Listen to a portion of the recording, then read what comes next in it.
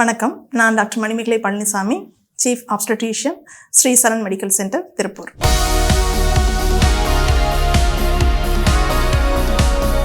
இன்னைக்கு நம்ம பார்க்க போகிறது ஃபர்ஸ்ட் ட்ரைமஸ்டர், அதாவது ஃபர்ஸ்ட் 3 months ஆஃப் ப்ரெக்னன்சியில் டூஸ் அண்ட் டோன்ட்ஸ், நம்ம என்ன பண்ணணும், எது என்ன பண்ணக்கூடாது அப்படிங்கிறத பற்றி.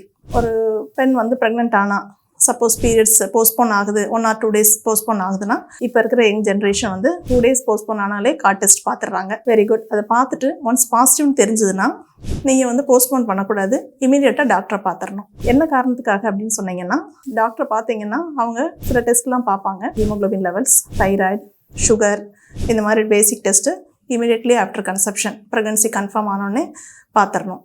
பார்த்துட்டு ஃபோலிக் ஆசிட் ஸ்டார்ட் பண்ணணும். ஸோ இமீடியட்டாக டாக்டரை பார்க்குறது ரொம்ப முக்கியம். 2 வாரம் கழித்து மறுபடியும் செக்கப் வர சொல்லுவாங்க. ஃபோலிக் ஆசிட் ஸ்டார்ட் பண்ணிவிட்டு அந்த 2 weeks கழித்து செக்கப் போகிறது ரொம்ப முக்கியம். ஏன்னா அப்போ வயபிலிட்டி ஸ்கேன் பார்ப்பாங்க. வயபிலிட்டி அப்படின்னா பேபி ஹார்ட் பீட் ஃபார்ம் வந்துருச்சா, ப்ரெக்னன்சி எங்கே ஃபார்ம் ஆகிருக்கு, இதில் யூட்ரஸ்குள்ளே தான் இருக்கா. ரேர்லி சம்டைம்ஸ் ப்ரெக்னன்சி டியூப்பில் ஃபார்ம் ஆகும், எக்டோபிக் ப்ரெக்னன்சி. ஸோ அதை ரூல் அவுட் பண்ணிவிட்டு பேபி நல்லா இருக்கா, வயபிளாக இருக்கா, ஹார்ட் பீட் வந்துருச்சா அப்படின்னு செக் பண்ணுவாங்க. அதுக்கு அடுத்து 12 weeksல என்டி ஸ்கேன் பார்ப்பாங்க. என்டி ஸ்கேன் பார்த்துட்டு dual marker, down syndrome rule out பண்ணுறதுக்காக டியூயல் மார்க்கங்கிற ஜெனட்டிக் டெஸ்ட் பார்ப்பாங்க. அதுவும் கண்டிப்பாக பண்ணிக்கணும். அது ஒன்றும் பேனிக் ஆக வேண்டாம். அந்த டெஸ்ட் உடனே எங்களுக்கு ஏதாவது ஜெனட்டிக் ப்ராப்ளம் இருக்கா அப்படின்னு நிறைய பேர் கேட்பாங்க. அந்த மாதிரிலாம் கிடையாது. இப்போ எல்லாத்துக்குமே அந்த டெஸ்ட்டு பண்ணுறோம். எதுக்காக அப்படின்னா, டவுன் சிண்ட்ரோம் அப்படிங்கிற ஒரு ஜெனட்டிக் ப்ராப்ளம் உங்கள் பேபிக்கு இருக்கா இல்லையான்னு பார்க்குறதுக்காக.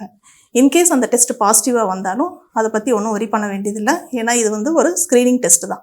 ஸோ அது பாசிட்டிவ்னு வந்ததுன்னா அது டெஃபினட்டாக டவுன் சிண்ட்ரோம் இருக்குது அப்படிங்கிறது கிடையாது. நம்ம ஃபர்தராக மற்ற டெஸ்ட்லாம் பார்த்துட்டு அதை கன்ஃபார்ம் பண்ணுவோம்.